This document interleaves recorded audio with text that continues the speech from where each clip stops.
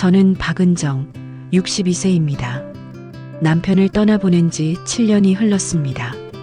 그 긴 시간 동안 저는 그저 아들들의 엄마로만 살았죠.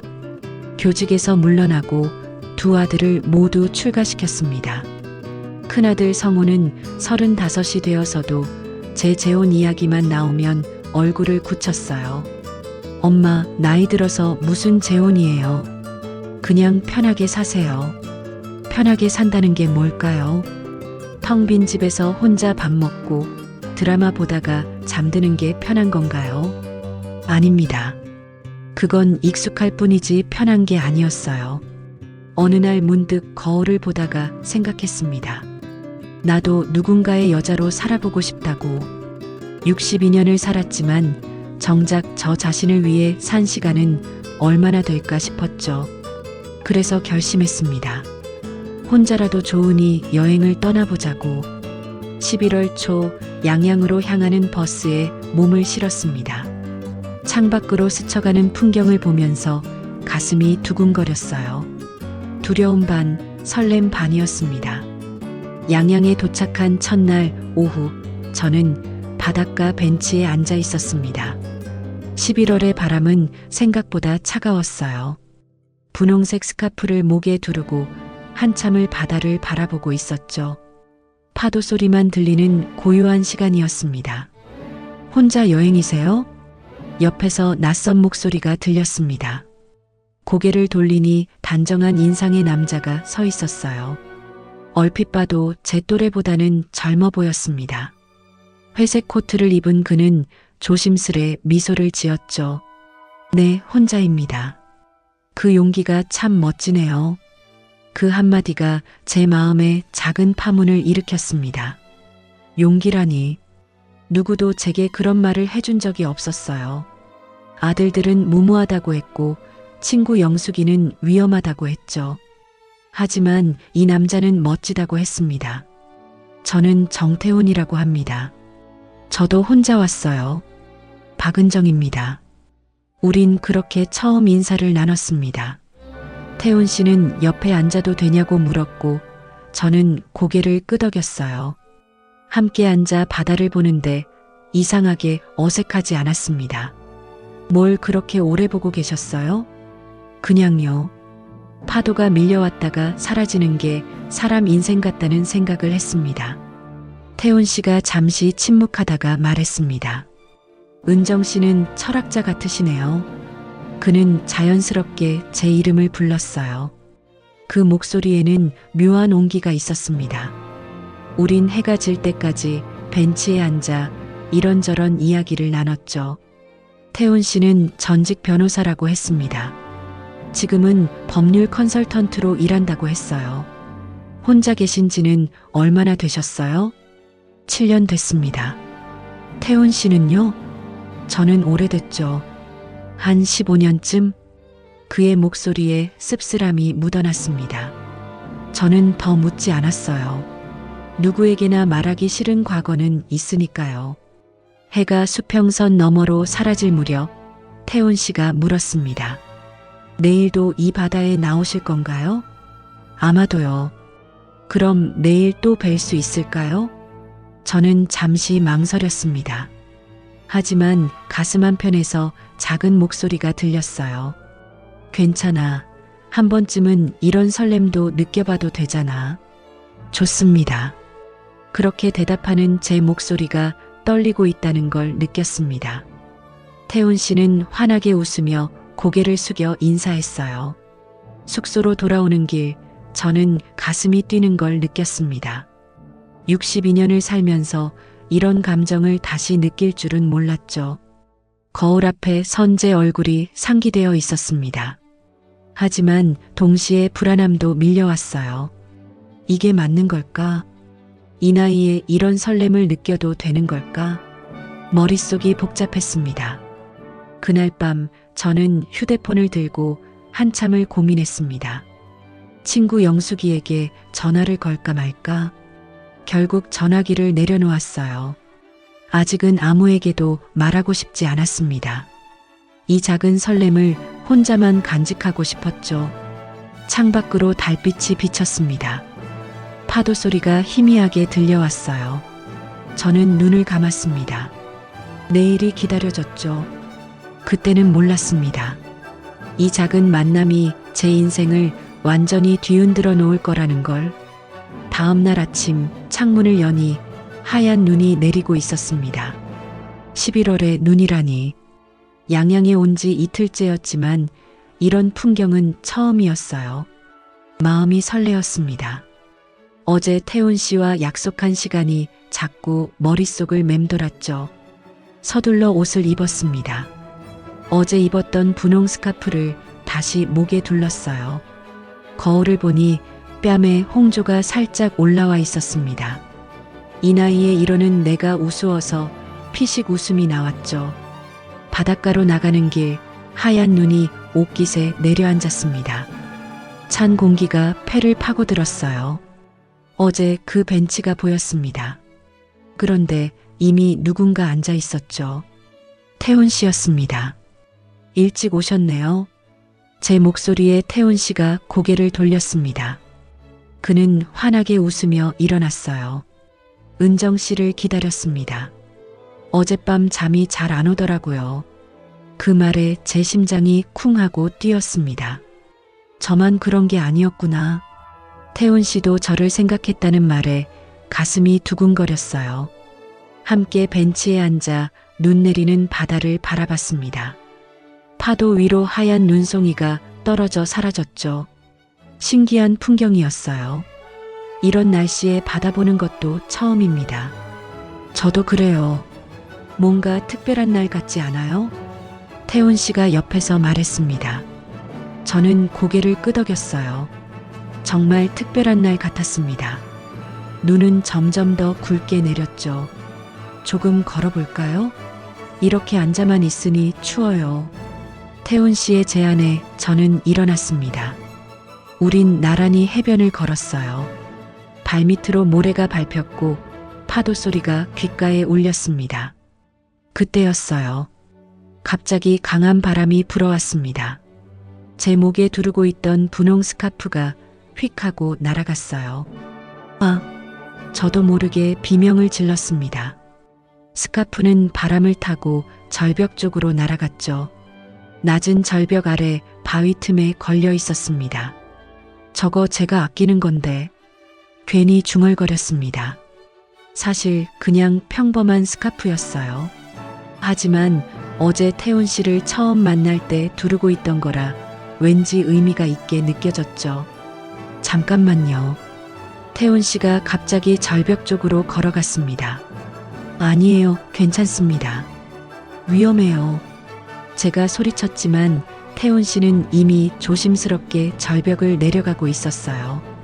높이가 한 3미터쯤 됐을까요? 그리 높진 않았지만 바위가 미끄러워 보였습니다. 심장이 쫄깃했어요. 괜히 아끼는 척했나 싶어 후회가 밀려왔습니다. 저는 절벽 위에서 태훈 씨를 내려다봤죠. 조심하세요. 괜찮아요. 이 정도는. 태훈 씨는 천천히 바위를 잡고 내려갔습니다. 눈이 계속 내리고 있었어요. 바위가 점점 더 미끄러워질 거였습니다. 제 손에 식은땀이 났죠. 드디어 태훈 씨가 스카프를 집어들었습니다. 그리고 조심스럽게 다시 올라왔어요. 마지막에 손을 헛디뎠을 때 저는 숨이 멎는 줄 알았습니다. 다행히 태훈 씨는 균형을 잡고 무사히 올라왔죠. 휴, 다행이다. 태훈 씨가 숨을 고르며 말했습니다. 그리고 눈이 소복이 쌓인 분홍 스카프를 제게 건넸어요. 손이 차가웠습니다. 이런 건 잃으면 안 돼요. 꼭 간직하세요. 그 말에 제 눈시울이 뜨거워졌습니다.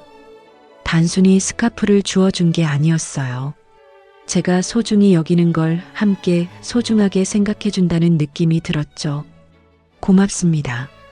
정말 별 말씀을요. 은정 씨 것이니까요. 태훈 씨는 손에 묻은 눈을 털며 웃었습니다. 코트 소매가 젖어 있었어요. 저는 스카프를 꼭 쥐었습니다. 가슴이 벅차올랐죠.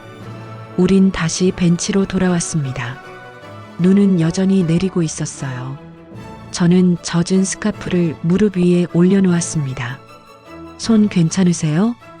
네, 이 정도는. 태훈 씨가 손을 비비며 말했습니다. 붉게 부어오른 손등이 보였어요. 제 가슴이 저려왔습니다. 그날 오후 우린 근처 카페에서 따뜻한 차를 마셨습니다. 창밖으로 계속 눈이 내렸죠. 태훈 씨는 손을 호호 불며 말했습니다. 이런 날씨 정말 오랜만이네요. 그러게요. 낭만적이기도 하고. 제가 대답했습니다. 태훈 씨가 창밖을 보다가 문득 말했어요. 전처가 분홍색을 참 좋아했죠. 그 순간 제 손끝이 차갑게 식었습니다. 따뜻하던 찻잔이 갑자기 무겁게 느껴졌어요. 전처라는 단어가 귓속을 맴돌았습니다. 아, 죄송해요. 괜한 얘기를. 태훈 씨가 당황한 듯 말했습니다. 하지만 이미 늦었어요. 제 머릿속에 물음표가 하나둘 떠올랐죠. 아까 그 스카프를 그렇게까지 해서 주워준 이유가 혹시 전처를 떠올려서였을까? 저를 본 게 아니라 다른 누군가를 본 건 아닐까? 괜찮습니다. 저는 억지로 웃으며 말했습니다. 하지만 가슴 한편이 서늘해지는 걸 느꼈어요. 설렘과 불안이 동시에 밀려왔습니다. 그날 밤 숙소로 돌아온 저는 분홍 스카프를 한참 바라봤습니다. 말린 스카프는 여전히 분홍빛이었어요. 하지만 이제 그 색이 달리 보였습니다. 이게 정말 저를 위한 마음이었을까? 아니면 다른 누군가의 그림자였을까? 잠들기 전까지 그 생각이 머릿속을 떠나지 않았습니다.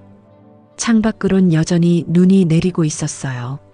사랑의 시작과 불안의 그림자가 하얀 눈처럼 함께 내리고 있었습니다. 양양에서 돌아온 지 사흘이 지났습니다. 서울의 일상으로 돌아왔지만 머릿속은 여전히 그 바닷가에 머물러 있었어요. 태훈 씨와 나눴던 대화들, 눈 내리던 그날의 풍경이 자꾸만 떠올랐죠. 그런데 이상했습니다. 저는 태훈 씨의 연락을 기다리고 있었어요. 혹시 연락이 올까? 아니면 그냥 여행지에서의 인연으로 끝나는 걸까? 마음이 불안했습니다. 그날 오후 휴대폰이 울렸습니다. 은정 씨, 저 태훈입니다. 심장이 두근거렸어요. 받을까 말까 망설이다가 전화를 받았습니다. 네, 태훈 씨. 잘 들어가셨어요? 그날 바다 생각나네요. 그 말에 입가에 미소가 번졌습니다. 저만 생각한 게 아니었어요. 태훈 씨도 저를 기억하고 있었죠. 저도 자꾸 생각납니다. 혹시 시간 되시면 서울에서 한번 뵙고 싶은데 괜찮으실까요? 잠시 침묵이 흘렀습니다. 제 손이 떨리고 있었어요. 이러면 안 되는 걸까? 아니면 이래도 되는 걸까? 하지만 입은 이미 움직이고 있었습니다. 좋습니다. 그럼 내일 북촌 쪽에 조용한 찻집이 있는데 거기서 뵐까요? 다음 날 저는 옷장 앞에서 한참을 고민했습니다. 무얼 입어야 할지 모르겠더라고요. 결국 베이지색 코트를 골랐어요. 화장도 평소보다 조금 더 신경 썼습니다. 거울 속 제 모습이 낯설었죠. 북촌으로 가는 길, 가슴이 계속 두근거렸습니다. 지하철 안에서 휴대폰을 몇 번이나 확인했어요. 혹시 약속을 취소한다는 연락이 올까봐 불안했죠. 찻집 앞에 도착했을 때 태훈 씨는 이미 와 있었습니다. 한옥을 개조한 작은 찻집이었어요. 고즈넉한 분위기가 마음에 들었습니다. 여기 찾기 어렵지 않으셨어요? 아니요, 괜찮았습니다. 태훈 씨가 문을 열어줬습니다. 그의 손이 제 등을 살짝 스쳤어요. 순간 온몸에 전기가 흐르는 것 같았습니다. 찻집 안은 따뜻했습니다. 창가 자리에 앉으니 밖으로 한옥 지붕이 보였어요. 늦가을 햇살이 창문으로 스며들었죠. 뭘 드실래요? 오미자차 주세요. 주문을 하고 마주 앉았습니다. 태훈 씨가 코트 안주머니에서 뭔가를 꺼냈어요. 노란 국화 한 송이였습니다. 이거 은정 씨 드리려고 준비했어요. 제 눈이 커졌습니다. 국화라니. 생화였어요. 은은한 향이 났습니다. 왜 국화를요? 양양에서 햇살이 은정 씨 머리칼에 닿던 게 기억나요. 그때 당신 머리칼이 국화처럼 빛나더라고요. 얼굴이 뜨거워졌습니다. 이런 말을 들어본 게 얼마만인지 모르겠어요. 남편이 살아있을 때도 이렇게 낭만적인 말은 해본 적이 없었습니다. 고맙습니다. 받아주셔서 제가 고맙죠. 태훈 씨가 웃었습니다.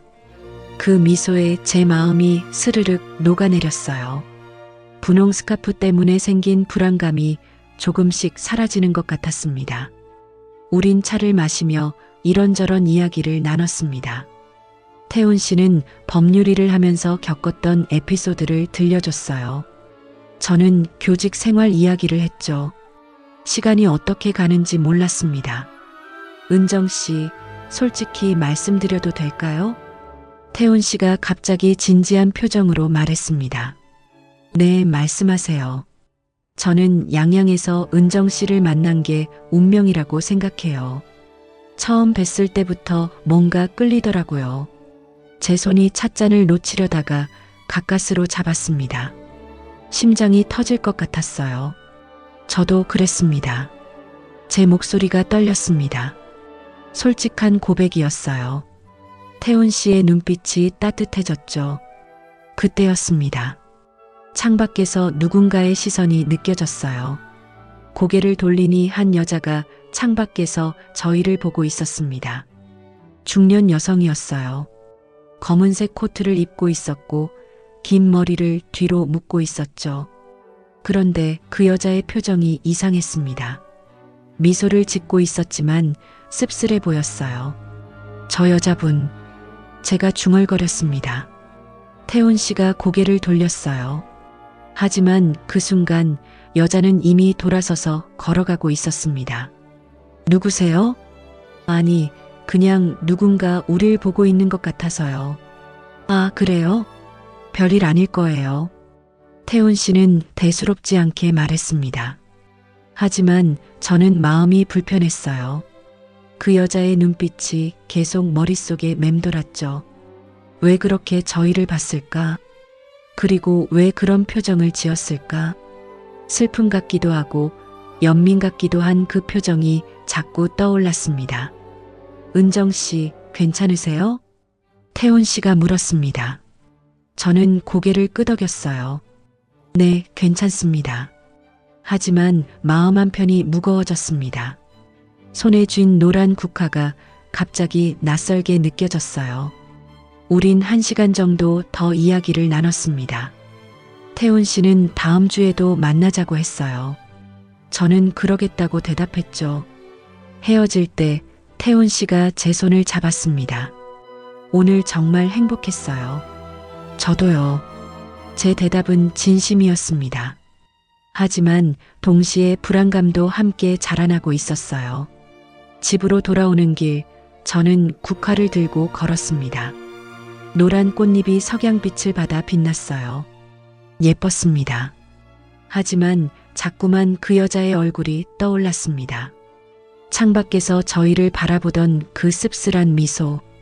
대체 저 여자는 누구였을까? 집에 도착해서 국화를 물에 꽂았습니다. 꽃병 속 국화를 바라보며 생각했어요. 이 꽃처럼 예쁜 순간들 뒤에 무언가 감춰진 게 있는 건 아닐까? 그날 밤 저는 잠이 오지 않았습니다. 태훈 씨에 대한 설렘과 알 수 없는 불안감이 동시에 밀려왔죠. 창밖으로 달이 떠 있었어요.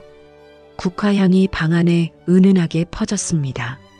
하지만 그 향기조차 왠지 불안하게 느껴지는 밤이었어요. 태훈 씨와 만난 지 2달이 지났을 때 그가 청혼을 했습니다. 북한산 자락의 작은 식당에서였어요. 반지도 없는 소박한 청혼이었죠. 은정 씨, 저와 결혼해 주시겠어요? 남은 인생 함께 살고 싶습니다. 그 말에 제 눈에 눈물이 고였습니다.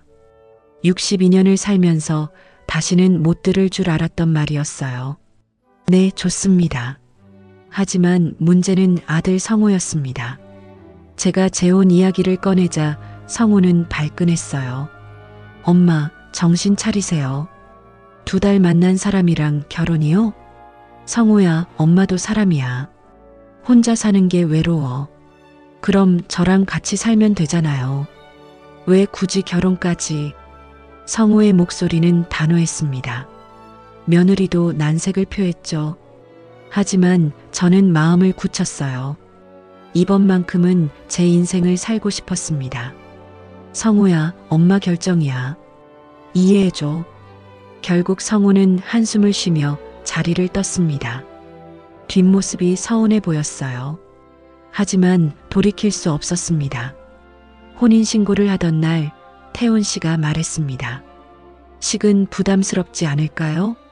우리 나이에 주례나 하객 부르는 게 좀 그렇잖아요.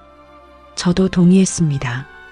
사실 화려한 결혼식보다는 조용히 시작하고 싶었어요. 그럼 우리 둘만 알고 살까요? 네, 그게 좋겠어요. 구청에서 서류에 도장을 찍던 순간 가슴이 뛰었습니다. 설렘 반, 불안 반이었죠. 태훈 씨가 제 손을 잡았어요. 앞으로 잘 부탁드립니다, 아내. 그 말이 낯설면서도 달콤했습니다. 태훈 씨는 제 집으로 이사를 왔습니다. 큰 짐은 없었어요. 책 몇 박스와 옷가지 정도였죠. 짐이 별로 없네요. 원래 소박하게 살았어요. 처음 며칠은 신혼 같았습니다. 태훈 씨는 아침마다 커피를 내려줬어요. 함께 장을 보고 손잡고 공원을 걸었죠. 이런 게 행복이구나 싶었습니다. 하지만 일주일쯤 지나면서 뭔가 달라지기 시작했어요.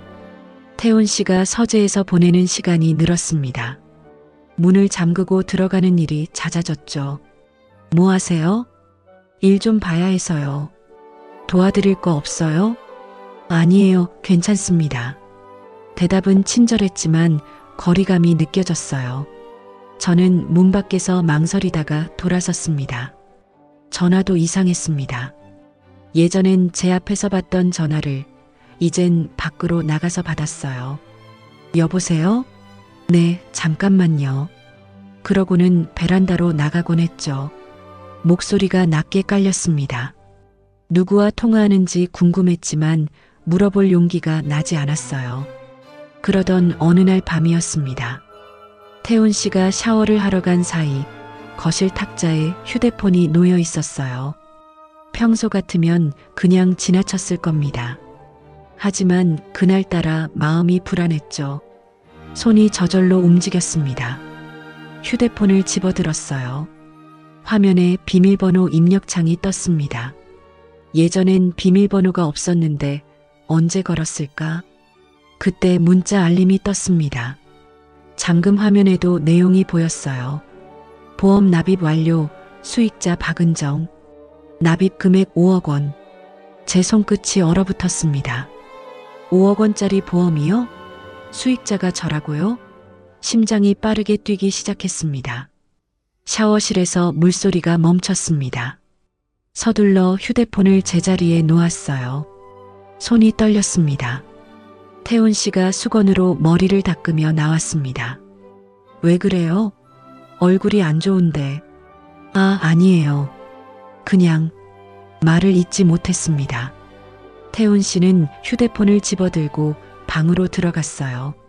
저는 소파에 주저앉았습니다. 보험, 5억 원, 수익자 박은정. 그 단어들이 머릿속을 맴돌았어요. 왜 저를 수익자로 한 보험을 들었을까? 그것도 결혼한 지 한 달도 안 돼서 밤새 잠을 이루지 못했습니다. 옆에서 태훈 씨는 편안하게 자고 있었어요. 그 모습이 낯설게 느껴졌습니다. 다음 날 아침 저는 용기를 냈습니다. 태훈 씨, 물어볼 게 있어요. 뭔데요? 혹시 보험 들었어요? 태훈 씨의 손이 잠시 멈췄습니다. 커피잔을 내려놓고 저를 봤어요. 보험이요? 아, 그거. 왜 제가 수익자예요? 그것도 5억이나. 일하다 보니 혹시 몰라서요. 제가 먼저 가면 은정 씨 혼자 남잖아요. 그럴까봐 준비해 둔 거예요. 태연한 목소리였습니다. 하지만 제 가슴은 진정되지 않았어요. 왜요? 뭐가 문제라도? 아니, 그냥 갑자기 왜 그런 걸 들었나 싶어서요. 사랑하니까요. 당연한 거 아닌가요? 태훈 씨가 웃으며 말했습니다. 하지만 그 웃음이 진심인지 가면인지 알 수 없었어요. 그렇긴 하지만 너무 생각하지 마세요. 그냥 만약을 대비한 거예요. 태훈 씨는 출근 준비를 했습니다. 저는 식탁에 앉아 식어가는 커피를 바라봤어요. 보험? 그게 정말 사랑의 표현일까요? 아니면 다른 계산이 숨어 있는 걸까요? 머릿속이 복잡했습니다. 현관문이 닫히는 소리가 들렸습니다. 집은 다시 고요해졌어요. 저는 거실을 서성였습니다. 서재 문이 보였죠. 손잡이를 잡았습니다. 잠겨 있었어요. 언제부터 서재에 잠금 장치를 달았을까? 제가 모르는 사이에 뭔가 변하고 있었습니다. 창밖으로 겨울 햇살이 비쳤습니다. 따뜻해 보이는 햇살이었지만 제 마음은 점점 차가워지고 있었어요. 짧은 문자 한 줄이 한 달간 쌓아온 신뢰를 흔들어 놓기 시작했습니다. 휴대폰을 들고 친구 영숙이에게 전화를 걸까 고민했습니다. 하지만 뭐라고 말해야 할지 몰랐어요. 의심한다고 하기엔 증거가 없었고 괜찮다고 하기엔 불안이 너무 컸습니다. 그렇게 저는 소파에 앉아 하루를 보냈습니다. 행복했던 지난 한 달이 한순간에 의심으로 얼룩지고 있었어요. 태훈 씨가 출장을 간다고 했습니다. 부산에서 이틀 정도 있다 온다더군요. 현관에서 가방을 들고 서 있는 그를 배웅하면서도 마음 한편이 불편했어요. 다녀올게요. 전화할게요. 조심해서 다녀와요. 문이 닫혔습니다. 집은 다시 고요해졌어요. 그 고요함이 오히려 귀를 먹먹하게 만들었죠. 거실을 서성이다가 서재 앞에 섰습니다. 문은 여전히 잠겨 있었어요. 손잡이를 잡았지만 꿈쩍도 하지 않았습니다. 왜 이렇게까지 잠그는 걸까? 문득 생각났습니다. 태훈 씨가 어제 입었던 정장이 안방 옷장에 걸려 있었어요. 세탁소에 맡기려고 가져다 놓은 거였죠. 가슴이 두근거렸습니다. 주머니를 뒤져볼까? 아니야, 그러면 안 돼. 마음속에서 두 목소리가 싸웠어요. 하지만 발은 이미 안방으로 향하고 있었습니다. 정장 주머니에 손을 넣었습니다. 지갑, 명함 케이스, 그리고 작은 열쇠 하나. 손끝에 차가운 금속이 닿았어요. 열쇠를 꺼내 들었습니다. 작은 서랍 열쇠 같았죠. 서재로 향했습니다. 책상 서랍에 열쇠를 꽂았어요. 딸깍 소리가 났습니다. 열렸습니다. 손이 떨렸죠. 서랍을 천천히 열었습니다. 안에는 서류 몇 장과 봉투 하나가 들어 있었어요. 심장이 쿵쿵거렸습니다. 맨 위에 있던 서류를 집어들었습니다. 제 이름이 적혀 있었어요. 건강검진 결과지였습니다. 제가 작년에 받았던 검진 결과였죠. 왜 이게 여기에 있는 거죠? 다음 서류를 펼쳤습니다. 보험 계약서였습니다. 5억 원짜리 생명보험. 계약자는 정태훈, 피보험자도 정태훈, 수익자는 박은정. 저였습니다. 손이 떨렸습니다. 계약 날짜를 봤어요. 우리가 결혼하고 일주일 뒤였습니다. 그렇게 빨리 가입했다니. 서류를 더 넘겼습니다. 그런데 이상한 문서가 나왔어요. 병원 진료 기록이었습니다. 정태훈의 이름이 적혀 있었죠. 진단명에는 당뇨병 말기 합병증이라고 적혀 있었어요. 숨이 막혔습니다. 당뇨병 말기요? 태훈 씨가 아프다는 말을 들은 적이 없었어요. 날짜를 확인했습니다. 6개월 전 기록이었죠. 봉투를 집어들었습니다. 안에서 사진 한 장이 나왔어요. 여자의 사진이었습니다. 중년 여성이었죠. 검은 코트를 입고 있었어요. 심장이 멎는 줄 알았습니다. 이 여자 본 적이 있었어요.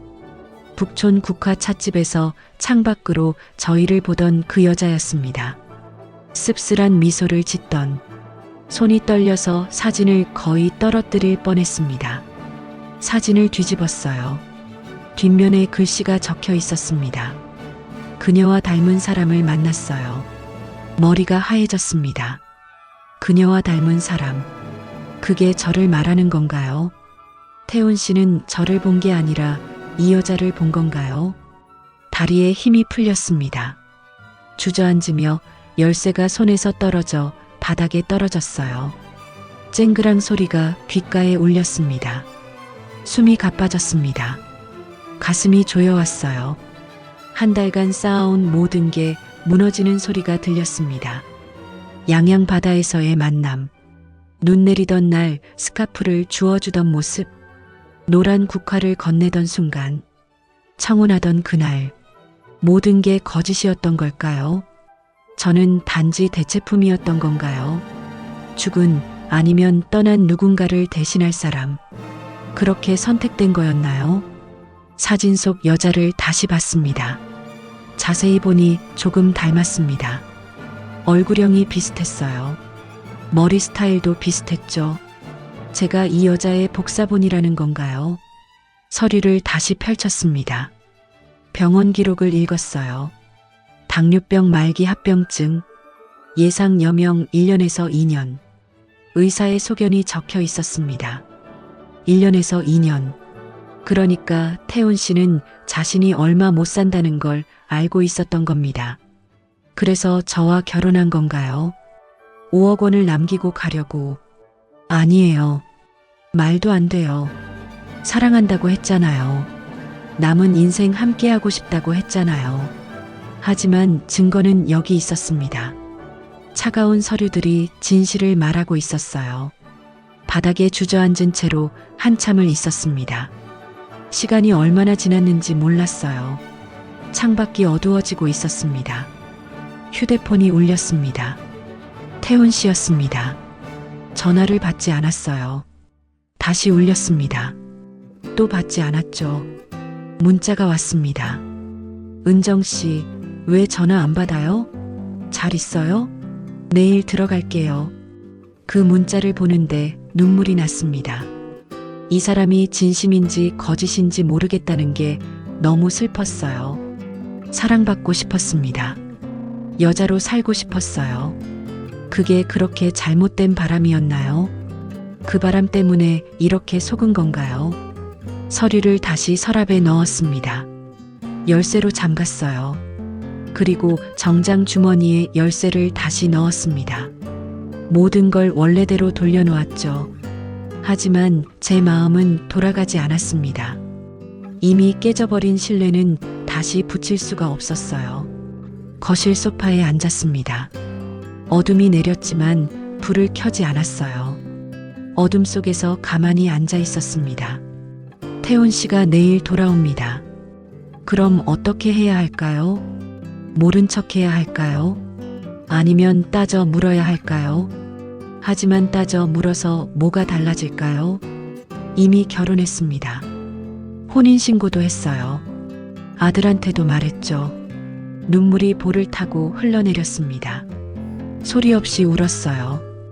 62년을 살면서 이렇게 무너지는 기분은 처음이었습니다. 사랑이라 믿었던 한 달, 행복했던 그 시간들, 모든 게 서류 한 장으로 무너져 내렸습니다. 창밖으로 달이 떠올랐습니다. 차가운 달빛이 거실을 비췄어요. 저는 그 달빛 속에서 혼자 울고 있었습니다. 국화가 꽂혀 있던 꽃병이 보였습니다. 꽃은 이미 시들어 있었어요. 노랗던 꽃잎이 갈색으로 변해 있었죠. 마치 제 마음처럼. 태훈 씨가 출장에서 돌아온 후 저는 아무 말도 하지 않았습니다. 서랍 속 비밀을 본 것도, 그 여자의 사진을 본 것도 입 밖에 내지 않았어요. 그냥 평소처럼 웃고 밥을 차리고 대답했습니다. 하지만 몸이 정직하게 반응했습니다. 밥맛이 없었어요. 목구멍으로 음식이 넘어가지 않았죠. 밤마다 잠들지 못하고 천장만 바라봤습니다. 요즘 왜 그래요? 얼굴이 많이 야윈 것 같은데. 태훈 씨가 걱정스럽게 물었습니다. 그의 손이 제 이마에 닿았어요. 따뜻했습니다. 하지만 그 온기가 진심인지 연기인지 알 수가 없었죠. 괜찮아요. 그냥 좀 피곤해서요. 병원 가보는 게 어때요? 아니에요. 쉬면 나아질 거예요.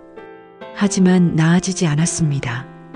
일주일이 지나고 2주일이 지나도 몸은 점점 더 무거워졌어요. 가슴 한쪽이 이상했습니다. 묵직한 느낌이 들었죠. 샤워를 하다가 가슴에 손을 대봤습니다. 뭔가 만져졌어요. 작은 덩어리 같은 게 느껴졌습니다. 심장이 철렁했죠. 다음 날 태훈 씨 몰래 병원에 갔습니다. 산부인과가 아니라 외과였어요. 의사는 진지한 표정으로 검사를 권했습니다. 조직 검사를 해봐야 정확히 알 수 있습니다. 얼마나 걸려요? 일주일 정도요. 일주일. 그 시간이 끝없이 길게 느껴졌습니다. 집에 돌아와서도 태훈 씨에게 말하지 않았어요. 말할 수가 없었습니다. 이 사람이 진심으로 걱정해 줄까? 아니면 보험금을 떠올릴까? 그런 생각을 하는 제 자신이 비참했죠. 결과가 나오는 날 혼자 병원에 갔습니다. 친구 영숙이도 부르지 않았어요. 아무에게도 말하고 싶지 않았습니다. 의사의 표정이 무겁였습니다. 유방암 초기입니다. 다행히 일찍 발견했어요.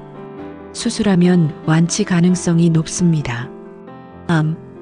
그 단어가 귓가에서 울렸습니다. 의사의 말이 더 이상 들리지 않았어요. 입술이 파르르 떨렸습니다. 언제 수술할 수 있나요? 최대한 빨리 하는 게 좋습니다. 다음 주 월요일에 입원하시죠. 고개를 끄덕였습니다. 다른 선택지는 없었어요. 집으로 돌아오는 길, 하늘이 무너지는 것 같았습니다. 62년을 살아왔는데 이제 끝인 건가요? 결혼하고 석 달 만에 암이라니. 문득 서랍 속 서류가 떠올랐습니다. 제 건강검진 결과. 그게 거기 있던 이유가 뭘까요? 혹시 태훈 씨가 제 건강을 확인하려고 미리 조사한 걸까요? 머리가 아팠습니다. 의심이 꼬리에 꼬리를 물었어요. 하지만 확인할 수도 없었습니다. 이번 날까지 태훈 씨에게 말하지 않았습니다. 출장 간다고 거짓말을 했어요. 어디 가세요? 친구 영숙이가 강릉에 있거든요. 거기 가서 며칠 있다 올게요. 그래요? 조심해서 다녀와요. 태훈 씨는 의심하지 않았습니다. 아니, 의심할 틈을 주지 않았죠. 월요일 아침 작은 가방 하나를 들고 집을 나섰습니다. 태훈 씨는 출근 준비를 하고 있었어요. 다녀올게요. 연락해요. 잘 다녀와요. 현관문을 닫는 순간 눈물이 났습니다. 혼자였습니다. 진짜 혼자였어요. 병원에 입원했습니다. 4인실이었죠. 침대에 누워 천장을 바라봤어요. 내일이면 수술입니다. 무섭지 않다면 거짓말이겠죠. 영숙이에게 전화를 걸까 고민했습니다. 하지만 전화기를 들지 못했어요. 말하면 눈물이 날 것 같았습니다. 수술 전날 밤이었습니다. 잠이 오지 않았어요. 복도를 걷기로 했습니다. 보호자 없이 혼자 입원한 게 너무 외로웠죠. 복도 끝 창가에 서서 밖을 내다봤습니다. 서울의 야경이 보였어요. 불빛들이 반짝였습니다. 저 안에 태훈 씨도 있겠죠. 지금 뭘 하고 있을까요? 그때였습니다. 뒤에서 익숙한 목소리가 들렸어요. 왜 혼자 있어요? 심장이 멎는 줄 알았습니다. 천천히 돌아봤어요. 태훈 씨가 서 있었습니다. 손에는 꽃다발을 들고 있었죠. 어떻게? 병원에서 연락 왔어요. 보호자 연락처가 제 번호였잖아요. 그제야 생각났습니다. 입원 서류에 보호자를 적어야 했었죠. 태훈 씨 번호를 적었던 게 기억났어요. 당신 혼자가 아니잖아요. 태훈 씨가 다가왔습니다. 가까이서 보니 그의 눈에 눈물이 고여 있었어요. 처음 보는 모습이었습니다. 왜 말 안 했어요? 암이라고 수술한다고 왜 혼자 결정했어요? 목소리가 떨리고 있었습니다. 화난 것 같기도 하고 슬픈 것 같기도 했죠. 말할 수 없었어요. 제 목소리도 떨렸습니다. 눈물이 터질 것 같았어요. 왜요? 제가 남편인데 왜 말 못해요? 당신이 진심인지 모르겠어서요. 그 말이 터져 나왔습니다. 참고 있던 게 한꺼번에 쏟아졌어요. 태훈 씨가 멈칫했습니다. 꽃다발을 든 손이 축 내려갔죠. 무슨 말이에요? 서랍이요. 당신 서랍 봤어요. 서류도 사진도 다 봤어요. 침묵이 흘렀습니다. 태훈 씨의 얼굴이 창백해졌어요. 언제부터? 출장 갔을 때요. 태훈 씨가 벽에 기댔습니다. 꽃다발이 바닥에 떨어졌어요. 하얀 국화 꽃잎이 흩어졌습니다. 처음엔 잘못했어요. 태훈 씨가 말했습니다. 목소리가 갈라졌어요. 아내를 잃고 너무 외로웠어요. 그 사람 닮은 사람을 찾았죠. 계획도 했어요. 제가 먼저 가면 보험금이라도 남기려고. 제 눈에서 눈물이 흘렀습니다. 하지만 지금은 달라요. 은정 씨를 알아가면서 진짜 사랑하게 됐어요. 정말이에요. 믿을 수가 없어요. 믿어주세요. 제발. 태훈 씨가 무릎을 꿇었습니다. 복도 한가운데서 무릎을 꿇고 울고 있었어요. 정말 두렵습니다. 당신이 없을까봐. 수술 잘못되면 어떡하나 그 생각에 미칠 것 같아요. 그 눈물이 진짜인지 거짓인지 알 수 없었습니다. 하지만 제게 더 이상 판단할 힘이 없었어요. 너무 지쳐 있었습니다. 주저앉았습니다. 복도 바닥에 주저앉아 울었어요. 태훈 씨도 울고 있었죠. 우린 그렇게 한참을 울었습니다. 병원 복도에서 흩어진 국화 옆에서 사랑인지 거짓인지 모를 감정 속에서 울고 있었습니다.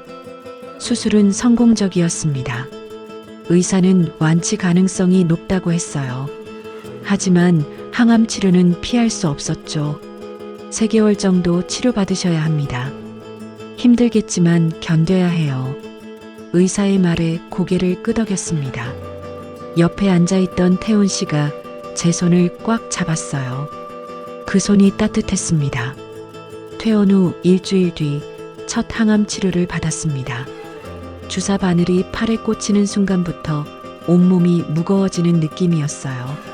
집에 돌아와 침대에 누웠죠. 괜찮아요? 태훈 씨가 물었습니다. 저는 고개를 끄덕였지만 사실 괜찮지 않았어요. 속이 메스꺼웠고 머리가 아팠습니다. 물 좀 주세요. 태훈 씨가 컵을 가져다 줬습니다. 물을 마시는데 손이 떨렸어요. 태훈 씨가 컵을 받쳐줬죠. 며칠이 지나자 부작용이 시작됐습니다. 음식 냄새만 맡아도 토할 것 같았어요. 태훈 씨가 죽을 끓여줬지만 한 숟가락도 넘기기 힘들었죠. 조금만 드세요. 힘내야죠. 먹고 싶은데 못 먹겠어요. 눈물이 났습니다. 이렇게 무기력한 제 모습이 싫었어요. 2주 정도 지났을 때였습니다. 아침에 일어나 베개를 보니 머리카락이 빠져 있었어요. 한두 가닥이 아니었습니다. 수북이 쌓여 있었죠. 손으로 머리를 쓸어봤습니다. 머리카락이 우수수 떨어졌어요. 심장이 철렁했습니다. 화장실로 뛰어갔습니다. 거울을 봤어요. 머리숱이 확연히 줄어 있었습니다. 두피가 보였죠. 신음이 터져 나왔습니다. 알고 있었어요. 항암 치료하면 머리가 빠진다는 걸. 하지만 막상 보니 충격이었습니다. 빗을 들어 머리를 빗었습니다. 머리카락이 빗에 가득 걸렸어요. 한 번, 두 번, 세 번. 빗질할 때마다 머리카락이 쏟아졌죠. 거울 속 제 모습이 낯설었습니다. 이게 제 모습인가요? 62년을 지켜온 제 머리카락이 이렇게 쉽게 떨어지다니. 눈물이 볼을 타고 흘렀습니다. 소리내어 울었어요. 화장실 문을 잠그고 한참을 울었습니다. 은정 씨, 괜찮아요? 태훈 씨가 문 밖에서 물었습니다. 대답할 수가 없었어요. 목이 메어서 말이 나오지 않았죠. 문 열어줘요. 제발. 태훈 씨의 목소리가 다급했습니다. 저는 비틀거리며 문을 열었어요. 태훈 씨가 안으로 들어왔습니다. 바닥에 떨어진 머리카락들을 봤어요. 그리고 저를 봤죠. 은정 씨, 저는 그의 품에 안겼습니다. 한참을 울었어요. 태훈 씨는 아무 말 없이 제 등을 쓸어주었습니다. 추해졌어요. 머리도 없고. 무슨 소리예요? 전혀 안 추해요. 거짓말. 거울 봤잖아요. 태훈 씨가 제 얼굴을 들어 올렸습니다. 눈을 마주쳤어요. 기다려요. 잠깐만요. 어디 가요? 금방 올게요. 태훈 씨가 화장실을 나갔습니다. 현관문이 열리고 닫히는 소리가 들렸어요. 어디 간 거죠? 저는 다시 거울을 봤습니다. 눈이 퉁퉁 부어 있었어요. 머리는 듬성듬성 빠져 있었죠. 한심한 모습이었습니다. 세면대에 기대 섰습니다. 다리에 힘이 없었어요. 이렇게 약해질 줄 몰랐습니다. 1시간쯤 지났을까요? 현관문이 열렸습니다. 태훈 씨가 돌아온 거였어요. 은정 씨 나왔어요. 화장실 문을 열고 나갔습니다. 거실에 태훈 씨가 서 있었어요. 순간 숨이 멈췄습니다. 태훈 씨의 머리가 없었어요. 완전히 민머리였습니다. 깨끗하게 밀어버린 거였죠. 뭐 한 거예요? 같이 기르자고요. 태훈 씨가 웃었습니다. 머리 없는 얼굴이 낯설었지만 그의 미소는 따뜻했어요. 왜 이런 걸? 혼자면 외로우니까요. 같이 기르면 덜 외롭잖아요. 눈물이 또 났습니다. 이번엔 슬픈 눈물이 아니었어요. 가슴이 뭉클했습니다. 태훈 씨가 다가왔습니다. 제 머리를 쓰다듬었어요. 우리 둘 다 민머리네요. 쌍둥이 같죠? 바보 같아요. 바보죠. 당신한테 반한 순간부터 바보였어요. 태훈 씨의 눈에도 눈물이 고여 있었습니다. 그는 제 이마에 입을 맞췄어요. 따뜻했습니다. 미안해요. 처음엔 정말 잘못 시작했어요. 계산했고 이용하려 했어요. 알아요. 하지만 지금은 달라요. 정말 사랑해요. 은정 씨 없으면 못 살아요. 그 목소리가 떨리고 있었습니다. 진심이 느껴졌어요. 아니, 진심이라고 믿고 싶었습니다. 저도요. 작은 목소리로 대답했습니다. 태훈 씨가 저를 꽉 안았어요. 두 민머리가 부딪혔죠. 웃음이 났습니다. 처음에는 작게, 그러다 점점 크게 웃었어요. 태훈 씨도 웃었습니다. 둘 다 민머리인 채로 안고 웃었죠. 우리 모자 같이 사러 갈까요? 태훈 씨가 말했습니다. 좋아요. 커플 모자 사요. 분홍색으로 할까요? 그건 싫어요. 하늘색이 좋아요. 그럼 하늘색으로. 우린 손을 잡고 소파에 앉았습니다. 민머리 두 개가 나란히 있었어요. 우스웠지만 행복했습니다. 창밖으로 햇살이 들어왔습니다. 따뜻한 봄날이었어요. 거울을 다시 봤습니다. 이번엔 둘이서 봤죠. 머리는 없었지만 웃고 있었습니다. 태훈 씨도 웃고 있었어요. 거울 속 우리가 행복해 보였습니다. 그날 오후 정말로 모자를 사러 나갔습니다. 하늘색 비니 2개를 샀어요. 똑같은 걸로 맞췄죠. 잘 어울려요. 당신도요. 손을 잡고 걸었습니다. 사람들이 쳐다봤어요. 민머리 부부가 신기했나 봅니다. 하지만 신경 쓰이지 않았어요. 집으로 돌아오는 길 태훈 씨가 말했습니다. 은정 씨, 나을 거예요. 꼭 나아요. 그럴까요? 그럴 거예요. 제가 옆에 있잖아요. 그 말이 믿음직스러웠습니다. 처음으로 태훈 씨를 온전히 믿을 수 있을 것 같았어요. 처음엔 계산으로 시작된 사랑이었습니다. 보험금과 외로움, 그리고 죽은 아내의 그림자. 하지만 지금은 달랐어요. 머리를 깎고 온 남자. 같이 아파하고 같이 웃는 남자. 이 사람은 진심으로 저를 사랑하고 있었습니다. 그날 밤 나란히 누워 잤습니다. 태훈 씨의 민머리가 베개에 닿아 있었어요. 제 머리도 마찬가지였죠. 손을 잡고 잤습니다. 따뜻한 손이었어요. 그 손을 잡고 있으니 두렵지 않았습니다. 내일이 오는 게 무섭지 않았죠. 사랑이 변하고 있었습니다. 의심에서 믿음으로, 계산에서 헌신으로 천천히 그러나 확실하게 변해가고 있었어요. 3개월이 흘렀습니다. 마지막 항암 치료를 받고 일주일 뒤 병원에서 전화가 왔어요. 완치 판정입니다. 축하드려요. 의사의 말에 눈물이 났습니다. 살았구나. 정말 살아남았구나. 전화를 끊고 태훈 씨를 봤어요. 그도 울고 있었습니다. 다행이에요. 정말 다행이에요. 태훈 씨가 저를 꽉 안았습니다. 두 사람 모두 머리카락이 조금씩 자라나고 있었어요. 짧은 머리였지만 그게 더 소중하게 느껴졌죠. 며칠 뒤 태훈 씨가 말했습니다. 은정 씨, 어디 가고 싶은 데 있어요? 글쎄요. 특별히. 그럼 제가 정해도 될까요? 어디 갈 건데요? 태훈 씨가 미소를 지었습니다. 우리 처음 만난 곳으로 가요. 이번엔 거짓 없이. 가슴이 뛰었습니다. 양양. 모든 게 시작된 그곳. 설렘과 불안이 뒤섞였던 그 바닷가. 좋아요. 가요. 다음 주 금요일 우린 양양으로 향했습니다. 차 안에서 태훈 씨가 제 손을 잡았어요. 짧은 머리가 바람에 날렸죠. 긴장돼요? 조금요.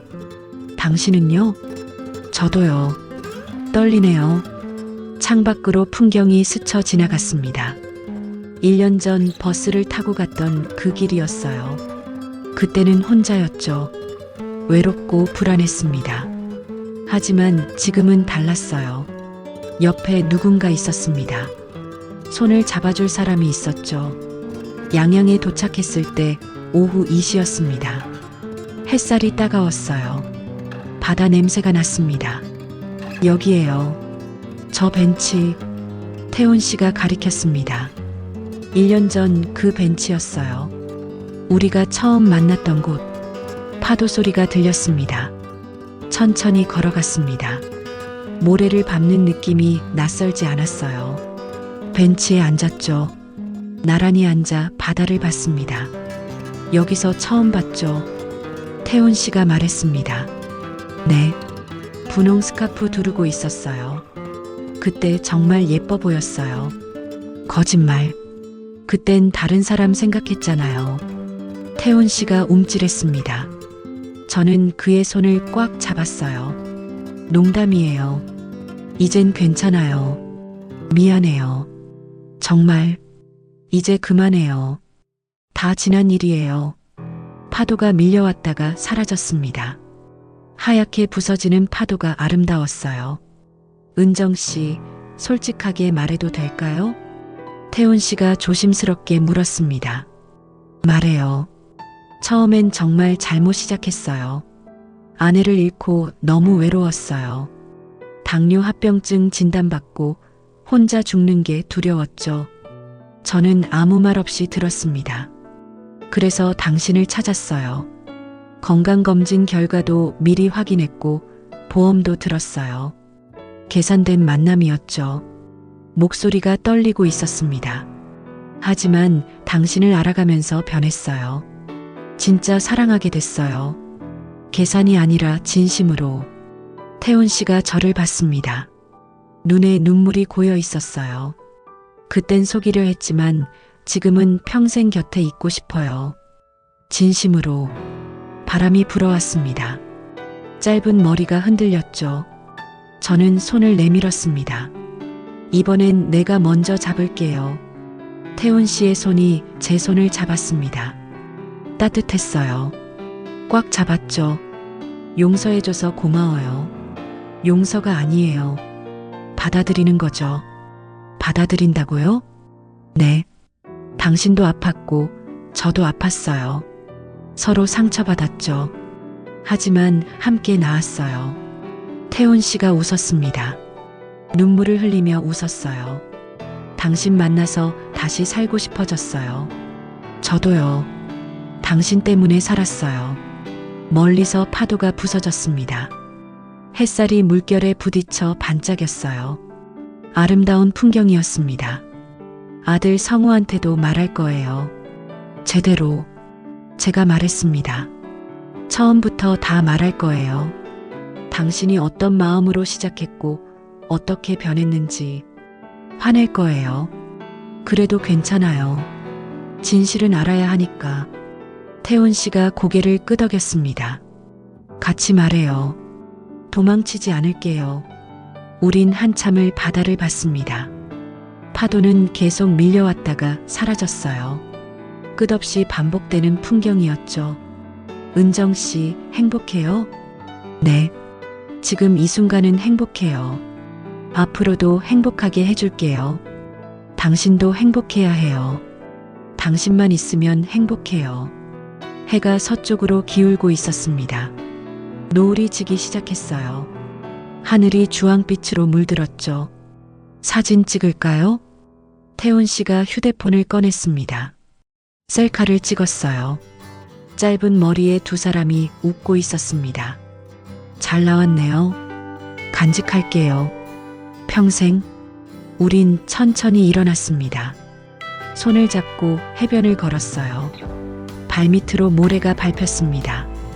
여기서 스카프 날아갔죠. 맞아요. 절벽 아래로. 그때 진짜 무서웠어요. 당신 다칠까봐. 그래도 주웠잖아요. 당신 거니까요. 우린 웃으며 걸었습니다. 파도가 발을 적셨어요. 차가웠지만 기분 좋았죠. 숙소에 돌아와 짐을 풀었습니다. 작은 펜션이었어요. 창문 너머로 바다가 보였죠. 내일 뭐 할까요? 그냥 바다만 봐요. 아무것도 안 하고. 좋아요. 그렇게 해요. 저녁을 먹고 다시 바다로 나갔습니다. 밤바다였어요. 달빛이 수면에 반사되고 있었죠. 예쁘다. 정말 예쁘네요. 태훈 씨가 제 어깨를 안았습니다. 기대어 섰어요. 파도 소리가 들렸습니다. 은정 씨, 제 병 말이에요. 응. 의사가 그래요. 관리 잘하면 오래 산대요. 그럼 오래 사요. 나랑 같이. 그럴게요. 약속해요. 나도 약속할게요. 건강하게 살게요. 우린 약속했습니다. 밤바다 앞에서 달빛 아래에서 서로 오래 살기로, 함께 있기로. 펜션으로 돌아와 누웠습니다. 창문을 열어두니 파도 소리가 들렸어요. 은정 씨, 응, 사랑해요. 나도 사랑해요. 처음으로 주고받는 말이었습니다. 진심이 담긴 고백이었어요. 태훈 씨의 손을 잡았습니다. 잠들 때까지 놓지 않았어요. 파도 소리를 들으며 잠들었죠. 꿈을 꿨습니다. 바다가 나왔어요. 파도가 밀려오고 사라지는 꿈. 그 파도 위를 걷고 있었습니다. 혼자가 아니었어요. 태훈 씨와 함께였죠. 아침에 눈을 떴을 때 태훈 씨도 깨어 있었습니다. 잘 잤어요? 네. 당신은요? 오랜만에 푹 잤어요. 창밖으로 아침 햇살이 비쳤습니다. 새로운 하루였어요. 후회로 시작했던 사랑이 용서로 끝나고 다시 시작되는 날이었습니다. 손을 잡고 일어났습니다. 함께 창밖을 봤어요. 바다가 빛나고 있었습니다. 파도가 부서지고 있었죠. 가요. 바다 보러. 좋아요. 같이 가요. 우린 손을 잡고 문을 나섰습니다. 새로운 시작을 향해, 진짜 사랑을 향해 함께 걸어갔습니다.